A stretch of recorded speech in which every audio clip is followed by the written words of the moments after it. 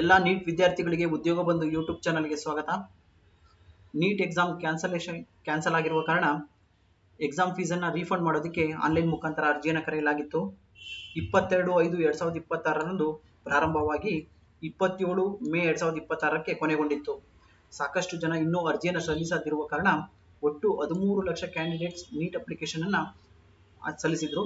ಆದ ಕಾರಣ ಎಲ್ಲರಿಗೂ ಅರ್ಜಿ ಸಲ್ಲಿಸಲು ಇನ್ನೂ ಅವಕಾಶ ಮಾಡಿಕೊಡ್ಬೇಕು ಅನ್ನೋ ಕಾರಣ ಡೇಟನ್ನು ಎಕ್ಸ್ಟೆಂಡ್ ಮಾಡಲಾಗಿದೆ.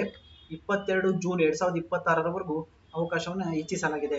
ಯಾರೆಲ್ಲ ಇನ್ನೂ ನೀಟ್ ವಿದ್ಯಾರ್ಥಿಗಳು ರೀಫಂಡ್ ಪಡೆಯೋದಕ್ಕೆ ಅರ್ಜಿಯನ್ನು ಸಲ್ಲಿಸಿಲ್ವೋ ಅವರು 22 ಜೂನ್ 2026ರವರೆಗೂ ಅರ್ಜಿನ ಸಲ್ಲಿಸಬಹುದು. ಹಾಗೆ ಏನೆಲ್ಲ ದಾಖಲಾತಿಗಳು ಬೇಕು ಅಂದರೆ ಬ್ಯಾಂಕ್ ಪಾಸ್ಬುಕ್ ಹೊಂದಿದ್ದರೆ ಸಾಕು, ಇಲ್ಲವಾ ಚೆಕ್ ಬುಕ್ ಇದ್ದರೆ ಸಾಕು. ಅದು ಕೂಡ ಆಪ್ಷನಲ್ ಇದೆ. ಸ್ಕ್ಯಾನ್ ಮಾಡಿ ಅಪ್ಲೋಡ್ ಮಾಡೋ ಅವಶ್ಯಕತೆ ಇದ್ರೆ ಮಾಡಿ, ಇಲ್ಲಾಂದ್ರೆ ಬೇಕಾಗಿಲ್ಲ.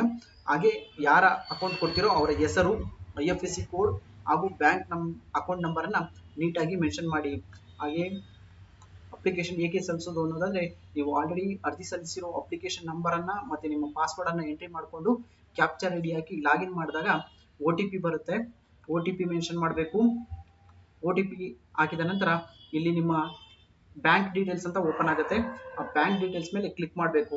ಕ್ಲಿಕ್ ಮಾಡಿದ್ರೆ ಅಲ್ಲಿ ಮೊದಲಿಗೆ ಕೇಳೋದು account holder name as per bank account ಅಂತ ಕೇಳುತ್ತೆ. ಹಾಗೆ IFSC ಕೋಡ್ ಕೇಳುತ್ತೆ, ಹಾಗೆ ಅಕೌಂಟ್ ನಂಬರ್ ಕೇಳುತ್ತೆ, ಹಾಗೆ ಬ್ಯಾಂಕ್ ನೇಮ್ ಕೇಳುತ್ತೆ.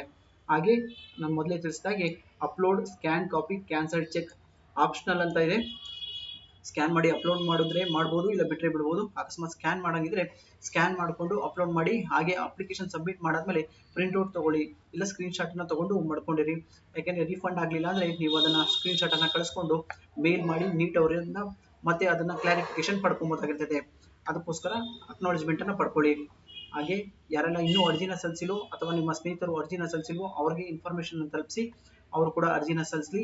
22 ಜೂನ್ 2026ಕ್ಕೆ ಲಾಸ್ಟ್ ಡೇಟ್ವರೆಗೂ ಎಕ್ಸ್ಟೆಂಡ್ ಆಗಿದೆ. Thank you.